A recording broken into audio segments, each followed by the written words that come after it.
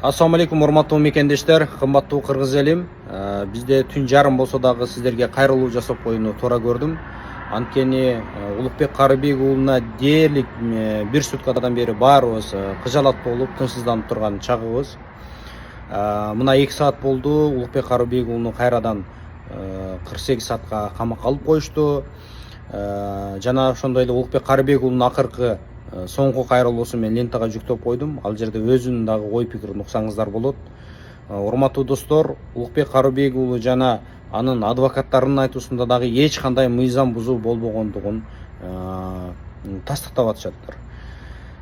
16-июль күнү Ош шаарында Улукбек Карыбек уулунун соту болот. Урматтуу достор, ошол жака жалпыңыздар келип, Улукбек Карыбек уулу мына Улукбекти биз жанынан кыргыз элине кызмат кылган, чынчыл, адилеттүү, эл тарабын талашкан мыкты патриот инсан катары баарыбыз билебиз. Ушундай чыгаан уулдарыбызды коргоп, баалап алышыбыз ар бирибиздин милдетибиз деп ойлойм. Ошон үчүн баягы Улукбек Карыбек уулуна эле болгон чабуул эмес, бул ошо сөз эркиндигине жана ошондой эле ар бир адамдын укугуна болуп аткан чабуул деп эсептеймин. Урматтуу достор, баарыңыздар келиңиздер, Улукбек Карыбек уулуну колдоп, ар кандай жемкорлорго тебелетпей, баарыбыз күч бирдикте колдоп алалы. Жараткан Алла Таалам ар кандай жамандыктардан өзү сактаган болсун. Ушундай чыгаан инсандарга Алла Таалам өзү жар болгон болсун. Алла Таалам баарыңыздарды өзү колдосун. Учурда ушул ички иштер кызматы тарабынан өзүңүздөргө белгилүү болгон Ош облусундагы төрөтканадагы жагдай боюнча ал жактагы мыйзамсыз акыбалды ачыктагандыгыбыз үчүн ошол мекеменин баардык дарыгерлери, анын башында турган жетекчилери, анын башында турган министр болуп, министрдин аралашуусу мен ушундай болжоп атам. Министрдин аралашуусу ага чейин дагы билим берүү министрлигинен дагы бул ишке тийиштүү бар деген күмөндөмүн. Бул ишти учурда азыр мага кылмыш ишин ача коюпту, мени кылмышкер катары таанып, учурда мен 282 берене бейбаштык боюнча статьяны коюп атышат. 48 саатка мени азыр киргизели деп атышат. Бирок бул жөн гана заказ. Биз эч кандай мыйзам бузган жокпуз. Биз ал жердеги карапайым элдин, жөнөкөй жарандардын медициналык кызмат көрүүсүндөгү мыйзамдуу укугун, ошол эле учурда жарандык укугун, биз менен жолугуу укугун так даана коргоого аракет кылдык. Бирок тилекке каршы мына ушундай жагдай түзүлүп атат. Биз аягына чейин бул маселеге укуктук баа берилүү үчүн токтоп калбайбыз. Менин оюмча сот органдары туура адилеттүү чечим чыгарыш керек деген үмүттөбүз. Азыр бизди 48 саатка келгизген атышат. Негизи эле бул Кыргызстандагы ушул паракорчулуктун ушундай бир жарандарга катаал шарт түзүп аткан медициналык мекемелердин мага карата бул чабуулу деп белгилеймин. Мен эч кандай кылмыш кылган жокмун, эч кандай бейбаштык кылган жокмун. Мен мыйзамдуу баарысы ошол берүүмдө так даана көрсөтүлүп турат. Андан сырткары экинчи берүүмдө билим берүү министрлигине барып чагылдыруу кылганбыз, бирок ал берүүбүз чыкканга жетишпей калды. Кечээ бизди мындай өтө оор кылмышкер катарында эле кармап кетишти. Бизге милиция тарабынан бир дагы чакыруу келген жок, бир дагы билдирүү келген жок. Азыр ошол жерден мени Бишкектен бул жака жүктөп келишти.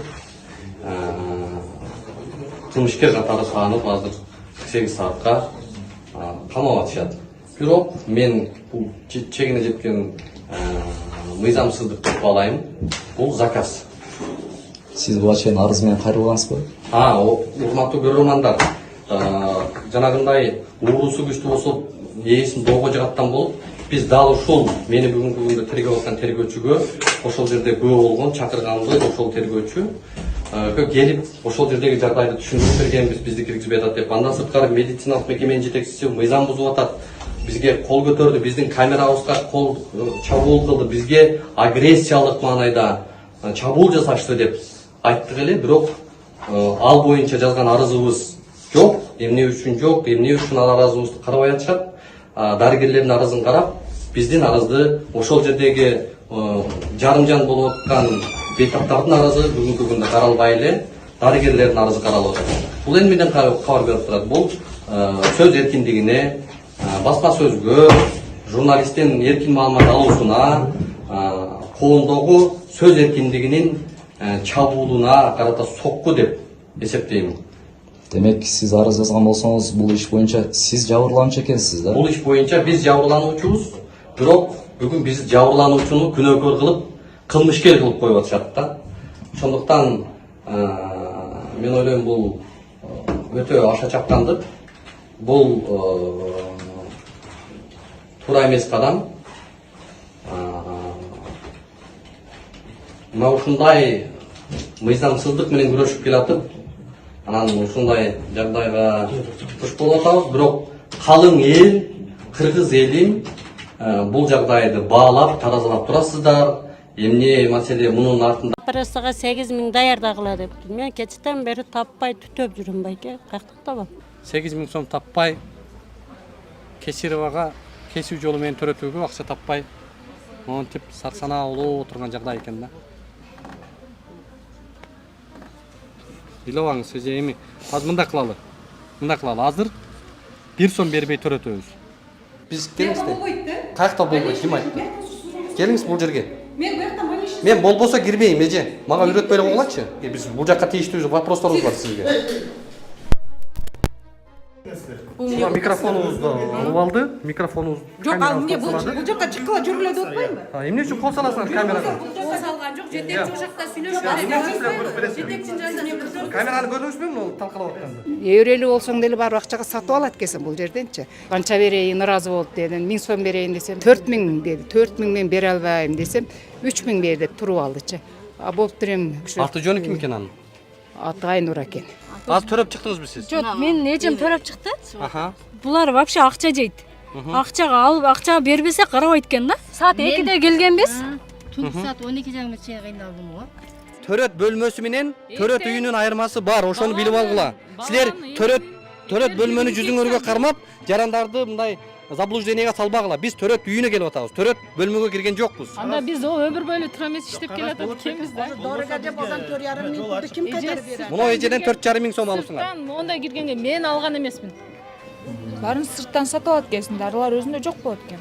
Парацетамол жок болгондон калган дарыларды сатып аласың да. Ош облустук төрөт үйүндө дары жок экен. Урматтуу министр. Жашырып аткан, бизден качып аткан сыр мына ушул коридордо болуп атат. Анткени эмне үчүн көп жаранды мындайча айтканда залда эле жарандарды жаткызып коюш. Төрөт үйүндө коридорго жатканга мыйзам жол береби? Енді коридору жарык болсо, коридорундагы шарты туура келсе, аялдарды көчөгө алып чыгып жаткыра албайбыз да, туура. Бул жакта жаран жолугуп албай атат, жаран өзүнүн кызына жолугуп албай атат. Силер майып кылып коюп турсуңар. Буякта турат. Ошол 8.000 болот экен, анан үйдөгүлөр менен сүйлөшүп, 8.000 болсо дагы операция менен төрөтүп алабыз дешти үйдөгүлөр. Үйдөгүлөрбү? Атайын улуттук коопсуздукка жата турган бир жабык мекеме эмес, өзүнчө түрмө эмес, изолятор болуп ал жакта изоляция кылгандай. Ооруканада карантиндик режим эмес учурда оорукананын ичине кирип, бейтап менен жолугушууга тыюу салуу же киргизбей коюуга ошо мекеменин жетекчисинин укугу барбы? Киргизбей койгон укугу бар. Көрсөтүп коесузбу бизге мыйзамды? Көрсөтөбүз бардыгын. Мен айткан күнү көрсөтөм. Мен азыр уже жумуш күнү бүттү дедим өзүң. Жумуш убактысында сен да менин укугумду бузуп атасың. Ошон үчүн кечирим сурайм. Жумуш убактысы бүттү. Калган жолукканда сүйлөшөбүз. Кыргызстанда бир гана орган бар, ал сот органы. Жарандын эркин, жарандын укугун чектеген. Бирок медициналык мекемелер эмес, медицина мекеменин жетекчиси эмес. Ошол жердин главврачында андай ыйгарым укук жок. Эгер жаран ичинде бизди күтүп, биз менен жолугууну каалап, бизге көйгөйүн айтам деп күтүп аткан акыбалда бизди киргизбей койгондугу бул чегине жеткен мыйзамсыздык. Сизден акча сурап атышабы? Soyuncuga 1300 so'm ketdi. Каягынан алды? Mana qayerda? Бересиң деп алыштыбы сизден? 800 bersam oz dedi. Качан? 3 gün oldu. 3 Урматтуу күн тергөөчүлөр, алдым. могул Неге жагдайды ушундай фиксировать эмеге этип атасыздарбы? айтпадыңыз? Эгерде тастыктала турган болсо, керектүү өзүнүн жазасын алат. Качып аткандыгыңыздын сыры эми ачыктала баштадыбы?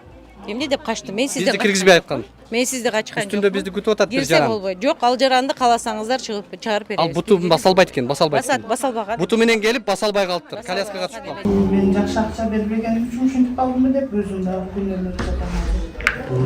Акча бергенде сиз темир аштар синтез болбойт элеңиз. Может, синтез болбойт белем деп күнөөлөнүп жатам. Ыйлабам, сен бар Кудайдын эмеси. Бирок Паракорчулуктан, ушундай коррупциядан чоңдор, байлар, чоң кызматтагылар жапа чекпейт. Мына ушундай карапайым аймактарда жашаган бечаралар, таанышы тунушу жоктор, акчасы жоктор, ошо паракорчулуктун курмандыгы болуп атат да. Башка вуздарда бар биздечи.